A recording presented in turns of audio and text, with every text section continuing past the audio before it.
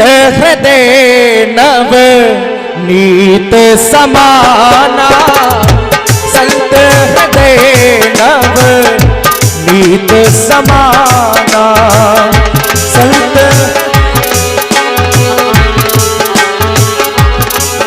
ही संत हृदय नव नीत समाना, संत हृदय नव नीत समाना, कहा कभी ने पर कहागी न जाना, कहा कभी ने पर कहागी न जाना,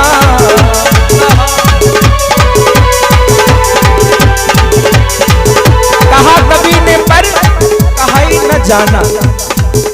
ऐसे संत महाराज, बोलिए संत महाराज की। ऐसे संत, ऐसे संत, संत का हृदय बिल्कुल नैनों के समान होता है, ये कवियों ने बताया, लेकिन उनकी बात भी पीछे पड़ गई कि ऐसा भी नहीं। कवि ने कहा पर कह नहीं पाए। ऐसे संत के दर्शन अगर हो जाएं तो पक्की बात भगवान मिलेंगे। एक दृष्टांत सुनिएगा, बोले समझ में नहीं आया। जिस समय व्यास जी ज्ञान भक्ति और वैराग्य को उनके मोक्ष की कथा सुना रहे थे, उनके दुख के निवारण के लिए गंगा के घाट पर कथा श्रवण पान करा रहे हैं, उसी समय की ये बात है, सुनिएगा ध्यान से। तो व्यास जी कहते हैं कि जिंदगी में अगर एक भी पुण्य ना हुआ हो, जिंदगी में हर पल प्रतिपल पाप कर्म ही होते रहे हो, सिर्फ पाप किया हो, अगर वो व्यक्ति भी मरने के समय धोखे से भी एन प्रकार कैसे भी भगवान का नाम ले ले तो उसका उद्धार हो जाएगा। वहीं पर नारद जी बैठे थे, खड़े हो गए, बोले महाराज ये बात आपकी हमारे पल्ले नहीं पड़ रही है। तो बोला अच्छे बात नहीं पल्ले पड़ रही, तो सुनिए एक दृष्टांत, अब समझ में आएगा। अगर बात नहीं पल्ली पड़ रही है तो ध्यान से सुनेगा ये बात। एक कन्नौज नगर पड़ता है, तो वहां के राजा जिनका नाम है अजामिल, नाम सुना होगा आप सभी लोगों ने, अजामिल का नाम सुना है ना। कन्नौज के राजा अजामिल प्रकांड विद्वान थे, पूजा पाठ सब कुछ करते थे, संप्रभांत परिवार के थे। लेकिन देखिएगा इस प्रवचन में, इस कथा में आप लोग ध्यान देंगे कि संतों के मिलन से क्या होता है और भगवान के नाम का जाप करने से क्या होता है। जिसने ये कथा सुन ली, पक्की बात, उसको कभी दरिद्रता उसके घर में नहीं आ सकती, दुख नहीं आ सकता। एक बार सुनिए तो उस राजा, कन्नौज के राजा जिनका नाम है अजामिल महाराज, तो अजामिल महाराज बचपन से ही बड़े पूजा पाठ में भगवान में रुचि रखते थे, नित्य कर्म की तरह पूजा करते। और एक समय आया जब अजामिल महाराज उसी राज्य में दौरे पर निकले, टहलने के लिए गए, तो देखा कि एक रास्ते में एक व्यक्ति अपनी प्रेमिका के साथ विहार कर रहा है और अजामिल महाराज की दृष्टि उनके ऊपर पड़ गई। ध्यान से सुनिएगा। अब अजामिल महाराज को वो दृश्य बहुत ही प्यारा लग गया, तो अजामिल महाराज उसको रोज देखने के लिए आते, उसी समय से रोज जाने लगे। 2-4 दिन ऐसे ही हुआ, महाराज ने देखा जो जिसकी तलाश में वो जाते थे वो दिखा, लेकिन एक दिन ऐसा हुआ कि वहां पर वो प्रेमिका तो थी लेकिन वो प्रेमी नहीं था। अब अजामिल महाराज उस प्रेमिका के पास पहुंच गए, ध्यान से सुनेगा। और महाराज प्रेमिका से पूछने लगे, निवास पूछा, नाम पूछा, तो वो प्रेमिका बताने लगी कि महाराज आप जैसा समझ रहे हैं वैसा नहीं है, हम एक वैश्य परिवार से हैं। वो हमारा प्रेमी नहीं था जिसको आप रोज देते हैं, हम एक वैश्य परिवार से हैं। ध्यान से सुनेगा। तो अजामिल ने पूछा ऐसा क्या हुआ, तो उसने अपनी गाथा पूरी बताई। अजामिल ने अपने विचारों को उनके सामने रख दिया कि आपसे हमें प्रेम हो गया। डायरेक्ट बोल दिया कि आपसे हमें प्रेम हो गया है और आपकी ये दशा हमसे देखी नहीं जाती। आप कहें तो आपसे मैं शादी करना चाहता हूं। अजामिल महाराज ने उस प्रेमिका से कह दिया, वैश्या से, जानते हुए भी। तो वैश्या ने कहा चलो ठीक है। उसको भी इंतजार था कि इस नरक से मैं, भगवान की कृपा हो जाए और इस नरक से मैं बाहर आ जाऊं। किसी कारणवश वो वैश्या बनी थी। तो आज वो अवसर आ गया। अजामिल महाराज की बात सुनकर वो वैश्या चल देती है, कहती चलो हाँ शादी कर लेंगे। अजामिल महाराज की उस वैश्या के साथ शादी हो गई और धीरे धीरे 9 पुत्र हो गए। लेकिन वैश्या किसी की पत्नी नहीं होती, ध्यान रखना। वैश्या पत्नी होती है तो सिर्फ रुपयों की होती है, दौलत की होती है। ध्यान से सुनेगा। तो वैश्या को तो दौलत से प्रेम था, अजामिल से नहीं। दौलत के लालच में उसने प्रेम शादी कर लिया। और अब अजामिल महाराज के पास वो जब पहुंची तो धीरे धीरे अजामिल महाराज की सारी दौलत खत्म हो गई। और इतने संप्रभांत परिवार के वो ब्राह्मण आज दौलत के चक्कर में, उस प्रेमिका के चक्कर में, उस प्रेमिका की डिमांड पूरी करने के चक्कर में वो चोरी करने लगे, डाका डालने लगे, डाकू बन गए। अब उनके नाम से सब घबराते हैं कि अरे अरे हट जाओ, दुकान बंद करो, अजामिल आ गया। ऐसे डाकू बन गए। उनके सामने कोई जाना भी पसंद नहीं करता और डरता है जाने से। जिंदगी गुजर गई, 9 पुत्र हो गए, लेकिन उसने कोई अच्छा कर्म नहीं किया उसके बाद। इतना बुरा ब्राह्मण बन गया। ध्यान से सुनिएगा। और एक दिन क्या हुआ, संयोग की बात कि श्रीधाम वृंदावन से चलकर, श्रीधाम अयोध्या से चलकर वृंदावन के लिए कुछ संतों की टोली जा रही थी। माता जी ध्यान से सुनिएगा। हाँ, कुछ संतों की टोली जा रही थी। और संत लोग जो होते हैं ना, उनका कहीं ठिकाना नहीं होता। वो चलते ही रहते हैं, भगवान का भजन करते रहते हैं और जहां जो भी प्रसाद मिल जाए वो पा लेते हैं। बस उनका इतना ही काम, भगवान का भजन, और जो मिल जाए, जहां ठिकाना मिल जाए वहीं रह जाते हैं। और मैं आपसे कहना चाहूंगा कि अगर भगवान को पाना चाहते हो तो किसी संत की तलाश में ढूंढो, क्योंकि संतन के संग लाग रे तेरी अच्छी बनेगी। संतन के संग लाग रे, तालियों के साथ, तेरी अच्छी बनेगी।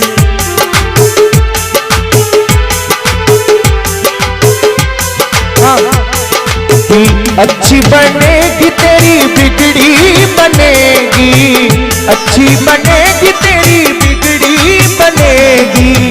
होए तेरो बड़ो भाग रे दादी, होए तेरो बड़ो भाग रे तेरी अच्छी बनेगी। संतन के संग लाग रे तेरी अच्छी। और अगर विश्वास नहीं होता तो सुनो। ध्रुव जी की बन गई, प्रहलाद जी की बन गई, ध्रुव जी की बन गई, प्रहलाद जी की बन गई। होए तेरो बड़ो भाग रे तेरी अच्छी बनेगी। होए तेरो बड़ो भाग रे तेरी अच्छी बनेगी। अगर अपनी अच्छी बनाना चाहते हैं तो किसी संत की तलाश में घूमें। और कैसे संत, अभी मैंने बताया था, एक बार फिर से बताना चाहूंगा अगर समझ में ना आए हो कैसे संत का दृष्टांत सुनिए। एक संत जी महाराज जा रहे थे रास्ते से चलते चलते, ध्यान से सुनेगा महाराज। ऐसे संत और उनके साथ चेला महोदय भी पीछे पीछे जा रहे हैं, और एक रास्ते में नदी पड़ जाती। तो नदी में संत महाराज की दृष्टि पड़ गई, देखा कि एक नदी में बिच्छू डूब रही है। और संत महाराज की जब दृष्टि पड़ी तो संत महाराज नदी में घुस गए और अपने हाथ से उस बिच्छू को निकालते हैं।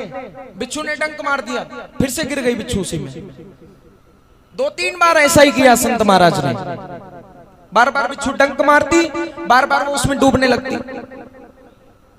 3-4 बार किया महाराज ने। फिर चेला महोदय गुस्से में आ गए, अरे महाराज क्या कर रहे हैं आप हमें सिखाते हैं और आप खुद नहीं जानते।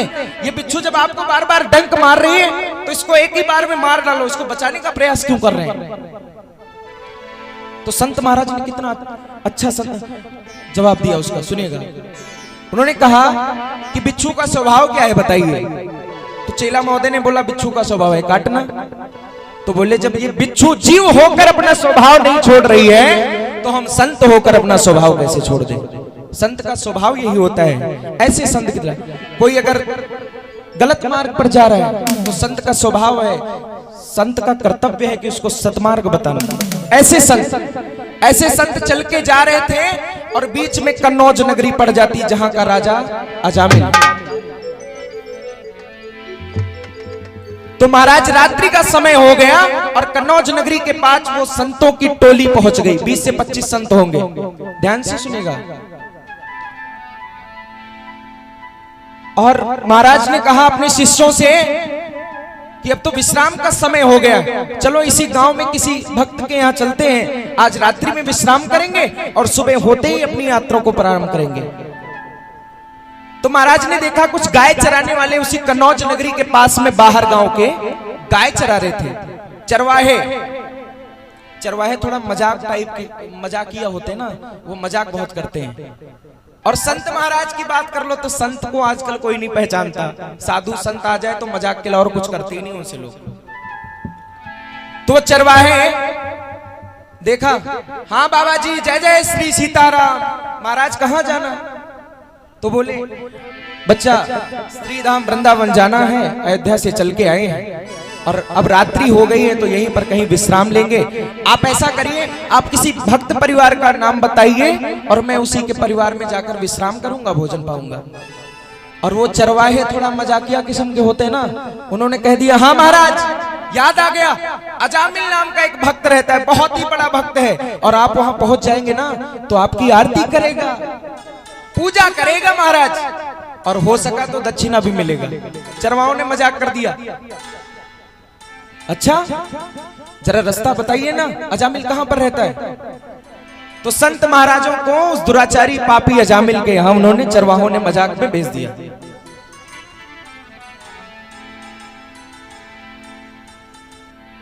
अब क्या हुआ? अजामिल तो गया था अपनी चोरी में, डकैती डालने के लिए अजामिल गया था। आइए 2 बार सभी लोग नाम बोले, उसके बाद आगे की कथा चर्चा सुनेंगे। श्री राम जय राम जय राम जय जय राम, श्री राम जय राम जय राम जय जय राम, श्री राम बोलो भाव से तालियों के साथ, श्री राम जय राम जय राम जय जय राम, श्री राम जय राम जय राम जय जय राम। एक बारी जो रघुबर की नजरों का इशारा मिल जाए, एक बारी जो रघुबर की नजरों का इशारा मिल जाए, श्री राम जय राम जय राम जय जय राम, श्री राम जय राम जय राम जय जय राम।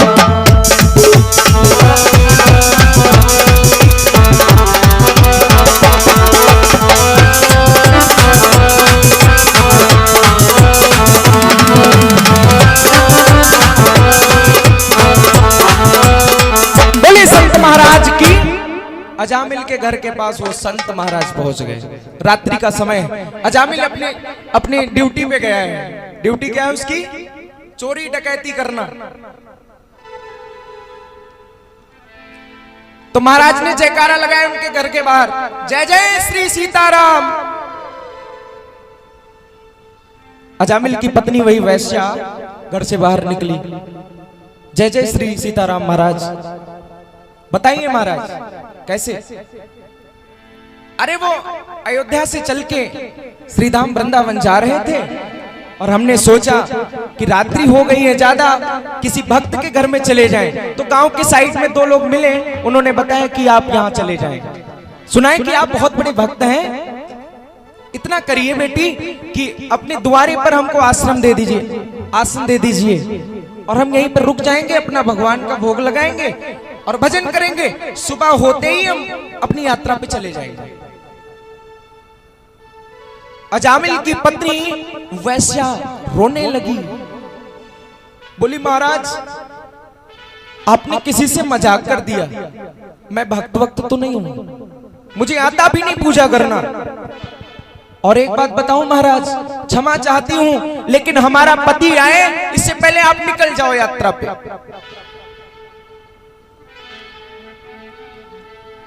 रोने लगी, बोली महाराज हमारा ऐसा भाग्य नहीं कि आपकी सेवा कर सके, लेकिन आपसे इतना निवेदन करती हूँ माफी मांगते हुए कि महाराज अगर हो सके तो हमारे पति के आने से पहले आप यहाँ से निकल जाए। वो डरती थी कि अजामिल आ जाएगा और इन संतों की जो झोली कमंडल ये भी ले लेगा।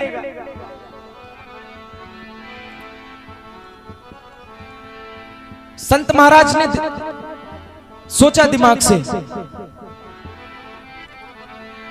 कि अगर हम किसी अच्छे व्यक्ति को सही करें तो हमारा इसमें सत्कर्म नहीं है, लेकिन जो बुरा है उसके लिए ही तो हम संत बने।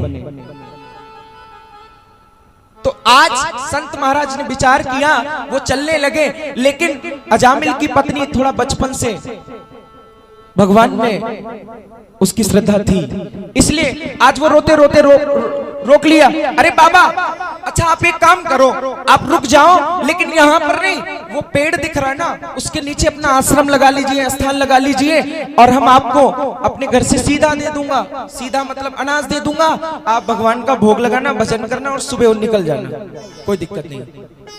बाबा ने कहा जय हो, भगवान की कृपा हो गई। बाबा ने कहा चलो, शिष्यों से बोल दिया लगाओ आसन लगाओ। बाबा रुक गए वहीं पर और रात्रि का 12 बजा था, भगवान का भोग लगाया और जैसे ही एक और अपने मुंह में संत महाराज रखने चले, देखा कि अजामिल आ गया, काली काली पट्टी बंधी है मुंह पर, अजामिल आ गया। अजामिल ने देखा, अरे किसने किया ऐसा दुस्साहस, कौन है ये बाबा, जरा हम भी तो देखें। ऐसे अपने आप ऐसे आसन लगा लिया, शायद इनको पता नहीं है कि आप कहां पर आ गए हो, अजामिल के यहां आ गए हो। हाँ बाबा जी कैसे? संत महाराज ने कहा आइए बालक। पहले तो बाबा जी ने जय जय श्री सीताराम बोला, फिर उसके बाद अजामिल आया, बोला सीताराम अपना रखिए अपने पास, पहले ये बताइए कि यहां आपको किसने जगह दे दी। अब इतनी आवाज सुन के बाबा जी नहीं बोले थे, लेकिन उनकी पत्नी जी, अजामिल की पत्नी, वो आ गई, घर से निकल गई। और एक बात बताऊं, अजामिल अपनी पत्नी से डरता था बहुत, क्योंकि प्रेम करता था ना, उसका गुलाम था, ऐसे समझ लीजिए। और एक बात बता दूं, इसी में कल्याण था उसका, क्योंकि गोस्वामी तुलसीदास जी ने बहुत ही अच्छी बात लिखी है, केवल अजामिल नहीं, इस दुनिया में जितने भी हैं कि नारी दिवस नर सकल गोसाई, नारी दिवस नर सकल गोसाई, नारी दिवस नर सकल गोसाई, नाच नर मड़ कटकी नारी, नारी दिवस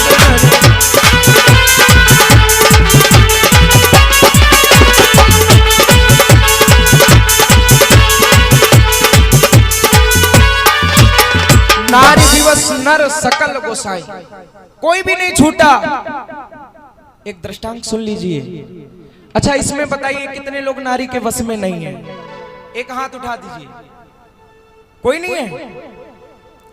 अच्छा जो हैं वो उठा दे हाथ, वो भी नहीं उठाएंगे। चलो कोई बात नहीं, एक दृष्टांत सुन लीजिए। अकबर के दरबार में साम्राज्य लगा हुआ है, बीरबल ने जवाब दे दिया, बोला कि सारी सभा को, सारे राज्य के जितने भी नर हैं उनको एकत्रित करो। नाम बोलो, ये भैया राविंद, इनकी तरफ से भगवान के चरणों में 11 मुद्रा समर्पित हैं। सद्बुद्धि प्रदान करें। जय हो। अकबर के दरबार में साम्राज्य लगा है, सारी सभा को एकत्रित किया गया, सब एकत्रित हो गए।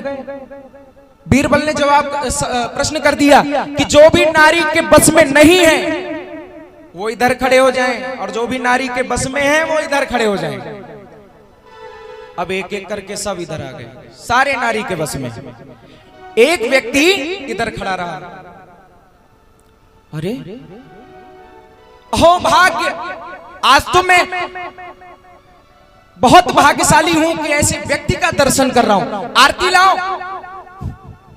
अरे माला लाओ, इसकी आरती करो और इस पे माला चढ़ाओ।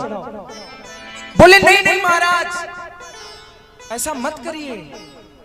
बोले क्यों? आप तो नारी के बस में नहीं, इसके लायक हैं। बोला नहीं महाराज, मेरी श्रीमती जी ने कहा था कि भीड़ में मत खड़े होना। जब मैं घर से चला तो मेरी श्रीमती जी ने कहा था कि भीड़ में मत खड़ा होना, इसलिए मैं इधर खड़ा हूं। वैसे नारी के बस में तो मैं भी हूं। बोलिए साचे दरबार की। इसीलिए कहा है कि नारी बिवस नर सकल गोसाई। तो वैसी नारी, अब उसकी आवाज सुनी अजामिल की, वो नारी घर से बाहर निकल पड़ी। क्या कर रहे हो? आपको तो थोड़ी सी भी तमीज नहीं है। तो ऐसा सुन के बोला क्या? अरे बताओ आप क्या चाहती हैं, बताइए ना। उसने बोला हाँ, बाबा को मैंने रोका है, रुक जाने दो। अच्छा, आपने रोका तो कोई बात नहीं, चलिए बाबा प्रसाद बनाएंगे।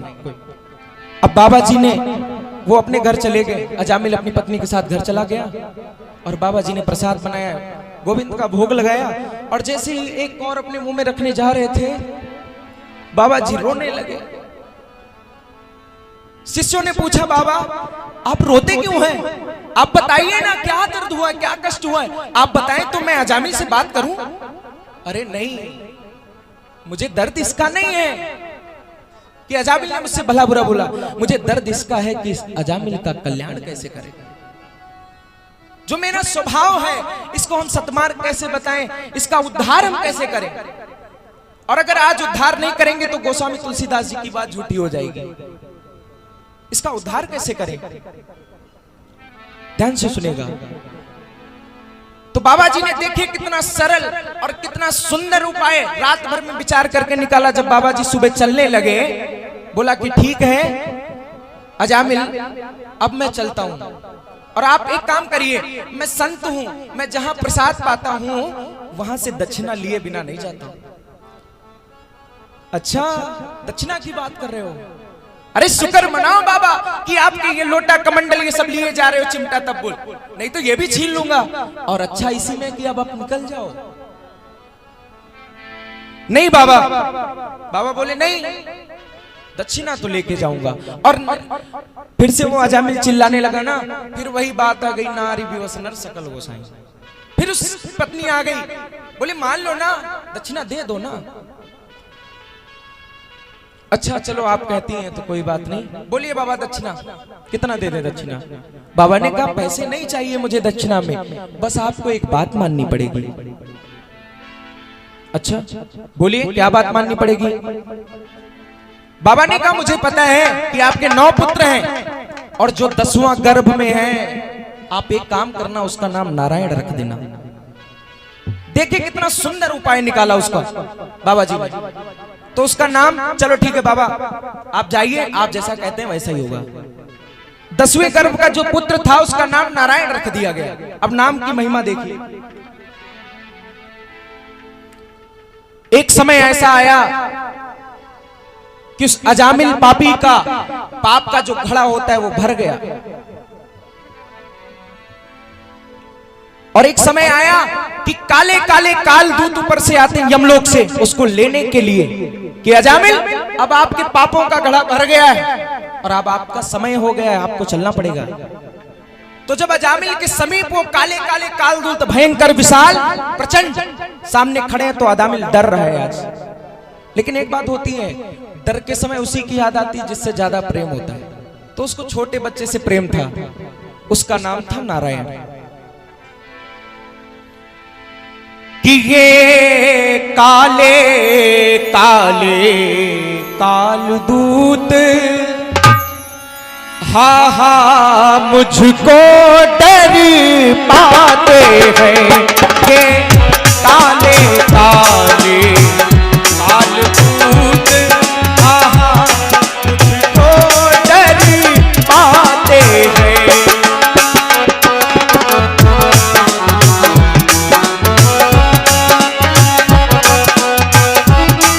और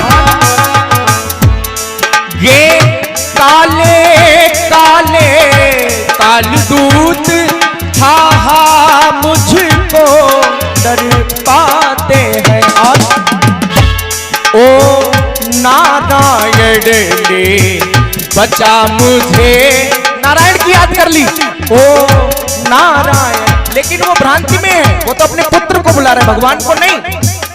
बेटा नारायण, ओ नारायण ने बचा मुझे, मुझको ये घसीटे जाते हैं। ओ नारायण ने बचा मुझे, मुझको ये खींचे जाते हैं। जय हो।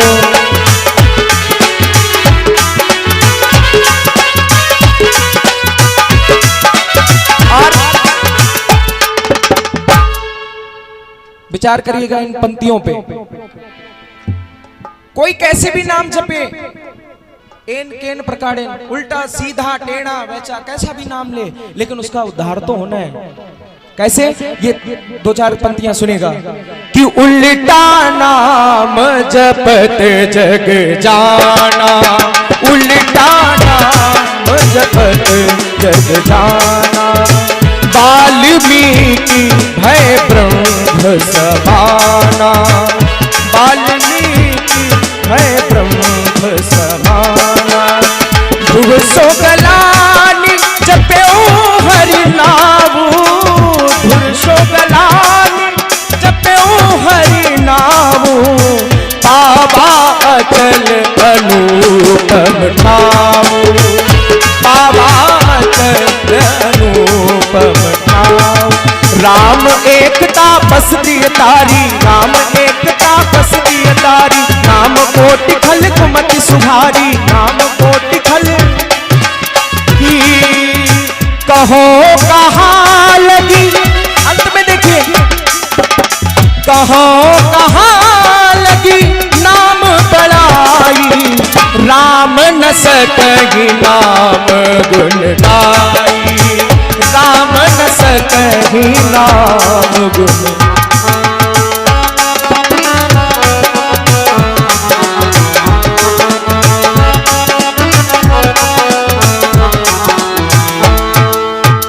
कहाँ लगी राम, राम न सके नाम गुण गाए। तो उस नाम की महिमा।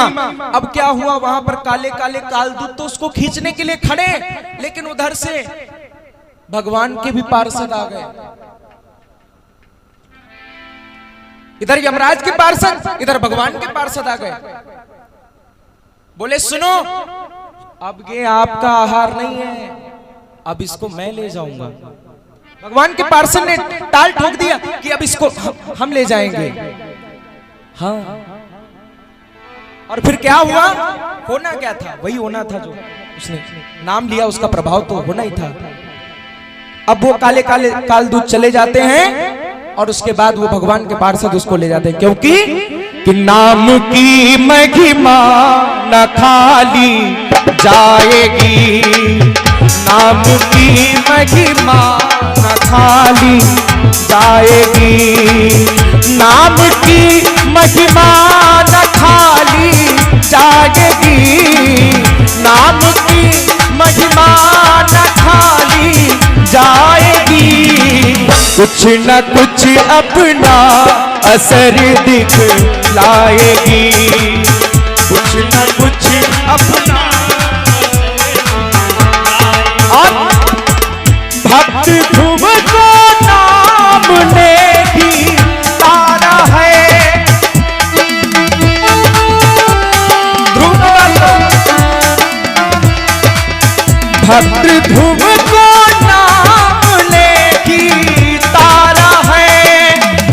प्रहलाद को इस नाम ने उबारा है, प्रहलाद को इस नाम ने। और कि याद आई प्रभु की जब प्रहलाद को, याद आई प्रभु को जब प्रहलाद को। वो घड़ी जिस समय प्रहलाद ने गोविंद को याद किया, खाली गई नहीं, वो घड़ी हरगिज़ न टाली जाएगी, वो